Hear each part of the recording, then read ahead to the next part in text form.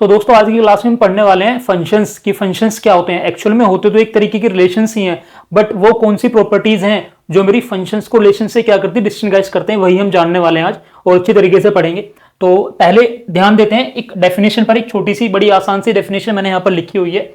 उसने कहा a relation R एक रिलेशन ही है जिसको हम आर से डिनोट कर रहे हैं, from a non empty set A to a non empty set B. ठीक है, एक सेट ए से सेट बी की तरफ एक रिलेशन है, उसी को हम क्या बोल रहे हैं, set to B a function F. But कब if every element of set A has one and only one image in set B.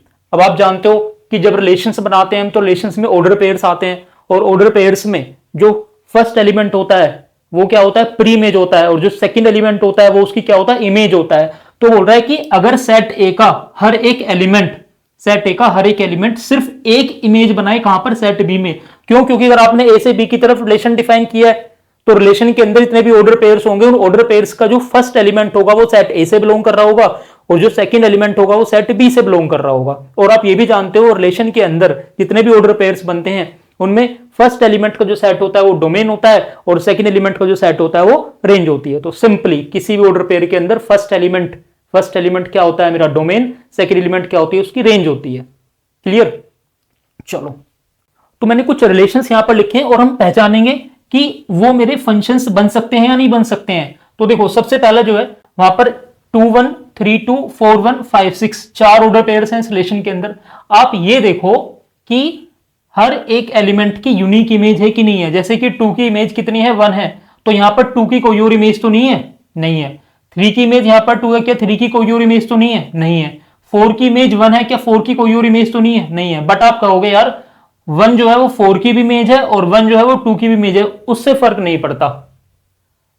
First element की अपनी यूनिक इमेज होनी चाहिए कि 4 की इमेज अगर 1 है तो 4 की इमेज कोई और दूसरा एलिमेंट ना हो।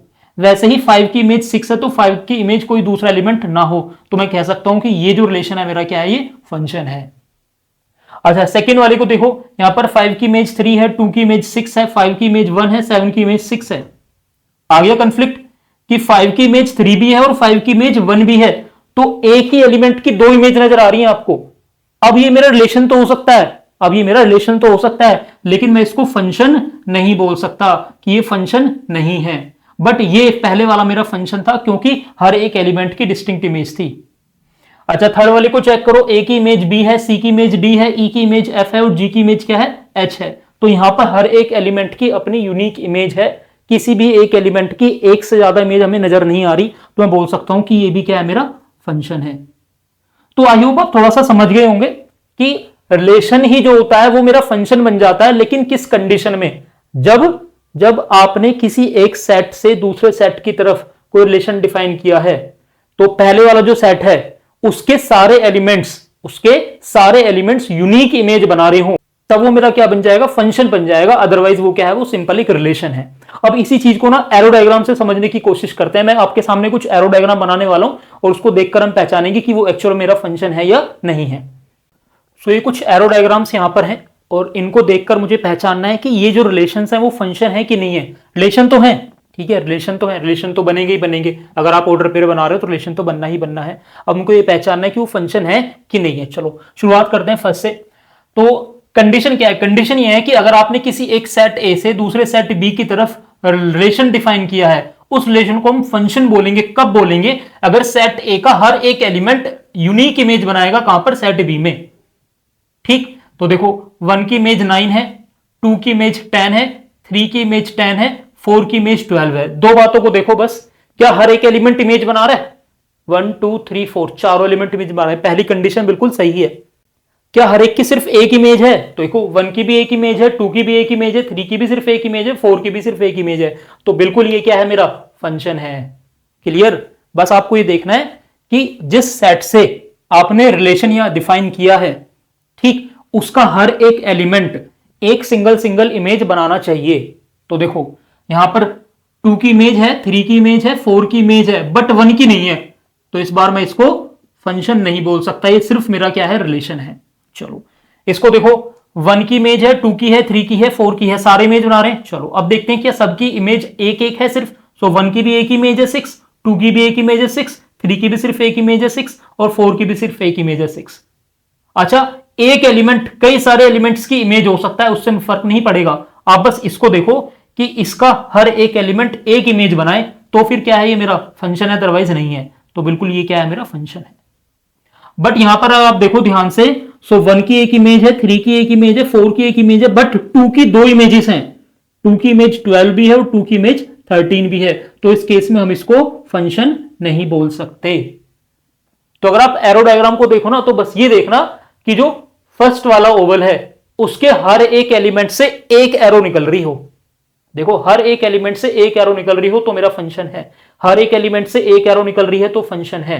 हर एक एलिमेंट से एक एरो नहीं निकल रही तो फंक्शन नहीं है। हर एक एलिमेंट से सिंगल एरो, एक एरो नहीं निकल रही तो फंक्शन नहीं है। सो अगर आपको कोई भी रिलेशन दिया हुआ है और आपको पहचानना है कि वो फंक्शन है कि नहीं है, तो आप उसका एरो डायग्राम बनाकर देख सकते हो, वहां से भी आपको पता चल जाएगा। ठीक, बाकी बातें बिल्कुल सेम है। अगर मैं बोलूं कि इस फंक्शन का डोमेन क्या है, तो डोमेन ये है 1 2 3 4। अगर मैं पूछूं कि रेंज क्या है, तो रेंज है 9 10 और 12। अगर मैं पूछूं कोडोमेन क्या है, तो कोडोमेन पूरा सेट हो जाएगा। तो जैसे रिलेशन के अंदर आपने डोमेन, रेंज और कोडोमेन देखा था, बिल्कुल सेम वही डोमेन, रेंज और कोडोमेन मेरा फंक्शन के अंदर भी है। और जिसको नहीं पता रिलेशन पढ़ानी है, और डिस्क्रिप्शन में आपको पूरी प्लेलिस्ट की लिंक मिल जाएगी, आप वहां पर स्टार्टिंग से देख सकते हो। सबसे पहले आपको कार्टेशियन प्रोडक्ट देखने को मिलेगा, उसके बाद आपको रिलेशंस देखने को मिलेंगे, फिर थर्ड पार्ट में हम आ रहे हैं कहां पर, अपने फंक्शंस पर। ठीक, चलो और आगे बढ़ते हैं फंक्शंस की तरफ और जानते हैं कि इसके अंदर क्या क्या है। सो थोड़ा सा और समझने के लिए फंक्शंस को मैंने आपके सामने क्वेश्चन लिखा है, करते हैं इसको। देखो, उसने कहा let n be a set of natural numbers. एक n है मेरे पास में, नेचुरल नंबर्स का सेट है, उसके अंदर सारे नेचुरल नंबर्स आ रहे हैं। And relation r is defined on n। एक हमने रिलेशन डिफाइन किया है किस पर, n पर। तो n पर रिलेशन डिफाइन करने का मतलब है कि आप फर्स्ट सेट भी नेचुरल नंबर ले रहे हो और सेकंड सेट भी क्या ले रहे हो, नेचुरल नंबर। ठीक है, n से n की तरफ ही आपका रिलेशन डिफाइंड है। और क्या है वो कंडीशन, उसने कहा कि जो भी आप रिलेशन के अंदर ऑर्डर पेयर्स लोगे वो इस कंडीशन को सेटिस्फाई करने चाहिए, y इक्वल टू 2x। ये है मेरा वो relation, y equal to 2x, और x y should belongs to n। कि अगर आप x की वैल्यू जो भी कुछ लेते हो कहां से लोगे, नेचुरल नंबर से, सो y मेरा कहां से आना चाहिए, नेचुरल नंबर से आना चाहिए। बट कब, जब आप x को 2 से मल्टीप्लाई कर दो। तो उसने कहा right its domain, range and codomain. तो इसका मुझे डोमेन लिखना है, रेंज लिखनी है और कोडोमेन लिखना है। और फिर उसके बाद उसको पहचानना है, determine if it is a function और नॉट। तो सबसे आसान तरीका है कि आप क्या करो, उसका एरो डायग्राम बनाने की कोशिश करो। अगर आपने एरो डायग्राम बना दिया तो सारी कहानी एकदम क्लियर हो जाएगी। देखो, अब हमें पता है कि नेचुरल नंबर से नेचुरल नंबर की तरफ ही आपका रिलेशन डिफाइंड है। तो मैं क्या करता हूं, दो ओवल शेप्स बनाता हूं और उनके अंदर नेचुरल नंबर्स फिल करते हैं। ठीक है, फर्स्ट सेट भी आपका नेचुरल नंबर है और सेकंड सेट भी क्या है, नेचुरल नंबर। तो शुरुआत करते हैं 1 से, 1 2 3 4 5 6 एंड सो ऑन। खत्म नहीं होंगे नेचुरल नंबर्स। ऐसे यहां पर 1 2 3 4 5 6 एंड सो ऑन। ठीक, क्योंकि नेचुरल नंबर्स का सेट तो इनफाइनाइट होता है ना, तो इनफाइनाइट नंबर ऑफ एलिमेंट्स होंगे उसके अंदर। चलो, अब देखो रिलेशन आपका x, y की फॉर्म में, ये ऑर्डर पेयर है।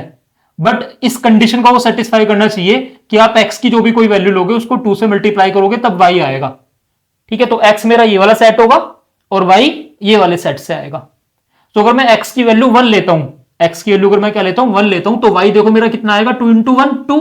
तो अगर आपने x की वैल्यू 1 ली तो y आएगा 2, यानी कि पहला ऑर्डर पेयर जो आपको मिलेगा वो मिलेगा 1,2। क्या मिलेगा, 1,2। ठीक, वैसे ही अगर आप x की वैल्यू 2 लेते हो, अगला नेचुरल नंबर, सो y आपको क्या मिलने वाला है, y मिलने वाला है आपको 2 इंटू 2 4। ये देखो 2,4। तो नेक्स्ट ऑर्डर पेयर मिलेगा 2,4। फिर अगर आप x की वैल्यू 3 लेते हो तो y आपको मिलेगा 6। x की वैल्यू 3 लेने पर y क्या मिलने वाला है, 6 मिलने वाला है। चीजें आ रही ना समझ में, काफी आसान है। अगर आप x की वैल्यू 4 लेते हो तो y आपको कहीं पर जाकर 8 मिल रहा होगा। क्या मिल रहा होगा, 8। सो नेक्स्ट आएगा 4,8। तो इस तरीके से इस रिलेशन के अंदर एलिमेंट्स चलते रहेंगे और कभी ये खत्म नहीं होंगे। क्यों, क्योंकि नेचुरल नंबर के एलिमेंट्स भी कहां खत्म हो रहे हैं। ठीक, चलो अब सेकंड थिंग, आपने रिलेशन तो बना लिया। अब रिलेशन बनाने के बाद में इसका मुझे डोमेन बताना है। क्या बताना है, डोमेन। डोमेन, सो डोमेन देखो, आप हर एक एलिमेंट की इमेज बना रहे हो ना, 1 की भी बना रहे हो, 2 की बना रहे हो, 3 की बना रहे हो, 4 की बनेगी, 5 की 10 आएगी, 6 की 12 आएगी, 7 की 14 आएगी। तो इस वाली साइड वाला, ये वाला पूरा नेचुरल नंबर्स का सेट हमारा यूज हो जाएगा। तो यानी कि डोमेन आपका क्या आएगा, n आएगा, नेचुरल नंबर। रेंज देखो, रेंज क्या आएगी, रेंज रेंज। तो रेंज में देखना आप हर एक फर्स्ट एलिमेंट को आप 2 से मल्टीप्लाई कर रहे हो तब आपका y मिल रहा है, यानी कि इनपुट आप यहां से ले रहे हो, आउटपुट आपको यहां मिल रहा है। और आउटपुट में क्या मिल रहा है? 2 मिल रहा है, 4 मिल रहा है, 6 मिल रहा है, 8 मिल रहा है, 10 मिल रहा है, 12, 14, 16, 18, 20। तो इस तरीके से सारे के सारे इवन नेचुरल नंबर्स मिल रहे हैं आपको। क्या मिल रहे हैं? Even natural numbers, even natural numbers, even natural numbers. ये आपकी क्या होगी? रेंज होगी। ठीक, अब बात करते हैं कोडोमेन की। तो कोडोमेन में मैंने आपको बताया था कि बस ये देखो आपका रिलेशन कहां डिफाइंड है। तो आपका रिलेशन नेचुरल नंबर से नेचुरल नंबर की तरफ डिफाइंड है, यानी कि जो सेकंड वाला सेट होता है जिस पर आपका रिलेशन डिफाइंड है या फंक्शन डिफाइंड है, वो मेरा क्या हो जाएगा? कोडोमेन। तो कोडोमेन भी आपका क्या हो गया? नेचुरल नंबर हो गया। अब इन सारी बातों को देखकर मुझे यह पता लगाना है कि क्या ये मेरा फंक्शन है कि नहीं है। तो फंक्शन पता लगाने के लिए आप अपने एरो डायग्राम को देखो, और मैंने कहा था कि इस वाली साइड का हर एक एलिमेंट सिंगल एरो निकाल रहा हो तो मेरा फंक्शन है, वरना नहीं है। तो देखो 1 से सिंगल एरो निकल रही है, 2 से सिंगल एरो निकल रही है, 3 से सिंगल एरो निकल रही है, 4 से सिंगल एरो निकल रही है, ऐसी 5 से 10 जाएगा, 6 से 12 जाएगा, 7 से 14 जाएगा, यानी कि हर एक एलिमेंट यूज हो जाएगा। क्योंकि ना तो इवन नेचुरल नंबर्स खत्म होंगे, ना ही ये नेचुरल नंबर्स खत्म होंगे, तो ये भी सारे नंबर्स यूज होंगे। और सबकी एक एक इमेज आई है। ऐसा नहीं है कि अगर आप 4 को मल्टीप्लाई करोगे 2 से तो आपको 8 के अलावा कोई और मिलेगा, नहीं। 4 को जब हम 2 से मल्टीप्लाई करेंगे तो मुझे क्या मिलेगा? 8 ही मिलेगा। ऐसे में 10 को अगर 2 से मल्टीप्लाई करूंगा तो 10 की इमेज मुझे 20 ही मिलेगी। तो इसका मतलब yes, it is a function, कि क्या है? ये मेरा फंक्शन है। सो अब अगर मैं थोड़ा सा और इसको इंप्रोवाइज करने की कोशिश करूं ना, तो फंक्शन एक्चुअल में क्या है? एक इनपुट आउटपुट मशीन है। क्या है? एक इनपुट आउटपुट मशीन है, आईओ मशीन। ये है मेरी फंक्शन। मतलब कि इसके अंदर आप कुछ इनपुट दे रहे हो और आपको क्या मिल रहा है? आउटपुट मिल रहा है। लेकिन इनपुट आपका एप्रोप्रिएट होना चाहिए। जैसे कि बहुत कॉमन सा एग्जांपल है जूसर। जो जूसर मिक्सर होता है उसको मैं रियल लाइफ से क्या करूं? कंपेयर करूं, तो जूसर मिक्सर के अंदर अगर आप फ्रूट्स डालोगे तो आपको जूस मिलेगा, और उसके अंदर आप सारे ही फ्रूट्स डाल सकते हो। क्या कर सकते हो? सारे फ्रूट डाल सकते हो, और हर एक फ्रूट से अपने टाइप का अलग जूस आपको मिलेगा। अगर आप बनाना डालोगे तो आपको बनाना शेक मिलेगा, अगर आप एप्पल डालोगे तो आपको एप्पल शेक मिलेगा, अगर आप मैंगो डालोगे तो आपको मैंगो शेक मिलेगा, अगर आप मौसमी डालोगे तो आपको मौसमी जूस मिलेगा। ठीक है, तो हर एक फ्रूट यूज हो रहा है और सबका अपना अलग टाइप का जूस है। ऐसा नहीं है कि एक फ्रूट 2 तरह का जूस दे देगा, नहीं। तो इसीलिए जो मेरा फंक्शन होता है वो एक तरीके का क्या है? इनपुट आउटपुट मशीन है। उसके अंदर आप एप्रोप्रिएट इनपुट डालो, यानी कि जो उसका डोमेन है, तो आपको क्या मिलेगा? एक रेंज मिलेगा, और वो रेंज क्या होगा? हर एक एलिमेंट का डिस्टिंक्ट होगा। ठीक, क्लियर? सो इनपुट आपका डोमेन हो गया, आउटपुट आपका क्या हो गया? रेंज हो गया। तो इस तरीके से कोई भी फंक्शन जो है वो इनपुट आउटपुट मशीन की तरह क्या करता है? काम करता है। ठीक। सो फंक्शंस को पहचानने का एक तरीका और भी है जिसको हम बोलते हैं वर्टिकल लाइन टेस्ट। क्या बोलते हैं? Vertical line test. देखो, अगर आपके पास में कोई फंक्शन लिखा है, let's suppose F X equals to X लिखा हुआ है। क्या लिखा है? F X equals to X. ठीक, कि यहां पर आप एक्स जो भी कुछ दोगे इनपुट वो आपका डोमेन हो जाएगा, और एफ एक्स जो निकलेगा वो आपकी क्या हो जाएगी? रेंज हो जाएगी। आप इसको वाई भी कंसिडर कर सकते हो। ठीक, तो अगर आप इसका ग्राफ बनाओगे तो एक स्ट्रेट लाइन बनेगी, ये एक्स एक्सिस, ये वाई एक्सिस, और ऐसी कुछ एक स्ट्रेट लाइन बनेगी। ठीक, तो आपको क्या करना है? जो भी फंक्शन का ग्राफ है उस ग्राफ पर एक वर्टिकल लाइन डालो, जहां मन करे वहां डाल सकते हो, एक वर्टिकल लाइन। और ये देखो कि वो वर्टिकल लाइन उस ग्राफ को कितनी जगह कट कर रही है। तो यहां देखो सिर्फ एक जगह कट कर रही है। अगर वो एक जगह कट करती है तो इसका मतलब वो फंक्शन आपका है, अदरवाइज नहीं है। क्लियर? और देखो एक और एग्जांपल, लेट सपोज मैं लेता हूं F X equals to X square, एक क्वाड्रेटिक फंक्शन है। तो अगर आप इसका ग्राफ बनाओगे तो उसका ग्राफ कुछ इस तरीके से बनेगा। तो इस पर भी आप कहीं पर भी एक वर्टिकल लाइन बना सकते हो। देखो, एक मैंने वर्टिकल लाइन बना दी, आप कहीं भी बना सकते हो, इधर भी बना सकते हो। तो वर्टिकल लाइन उस इस ग्राफ को सिर्फ एक ही जगह इंटरसेक्ट कर रही है, एक जगह कट कर रही है। तो इसका मतलब ये भी क्या है? मेरा फंक्शन है। चलो, एक लिया मैंने y equal to root X, Y equal to root X. अगर आप इसका ग्राफ बनाओगे तो उसका ग्राफ कुछ इस तरीके से बनेगा, आप बनाकर देख सकते हो। ये रहा। अब यहां पर एक वर्टिकल लाइन बनाता हूं, तो ये वर्टिकल लाइन इस ग्राफ को 2 जगह इंटरसेक्ट कर रही है, 2 जगह। तो अब मैं कह सकता हूं कि ये मेरा फंक्शन नहीं है। तो इसको बोलते हैं वर्टिकल लाइन टेस्ट, कि जो भी आपको इक्वेशन दे रखी है आप क्या करो? उसका ग्राफ बनाओ, और ग्राफ बनाने के बाद में आप उस पर एक वर्टिकल लाइन डालो, अगर वो वर्टिकल लाइन उस ग्राफ के कर्व को एक जगह इंटरसेक्ट करती है तो इसका मतलब वो फंक्शन है, अदरवाइज वो फंक्शन नहीं है, वो क्या है, एक रिलेशन है। ठीक, तो ये था कुछ बेसिक फंक्शंस के बारे में जो मैंने आपको समझाने की कोशिश करी। आगे आगे जैसे मूव ऑन करेंगे हम, तो 12th क्लास की जो रिलेशंस एंड फंक्शंस की लिस्ट होगी वहां पर हम जानेंगे टाइप्स ऑफ रिलेशंस और टाइप्स ऑफ फंक्शंस के बारे में। ठीक है, कि हमारे रिलेशंस और फंक्शंस किस तरह से कितने टाइप के होते हैं। ठीक, सो बाकी वीडियो को लाइक जरूर करना, सब्सक्राइब करना और ज्यादा से ज्यादा शेयर करना, ज्यादा हो सके। ठीक है, कुछ अगर आपको लगता है कि इंप्रूवमेंट करने की जरूरत है तो प्लीज कमेंट करना।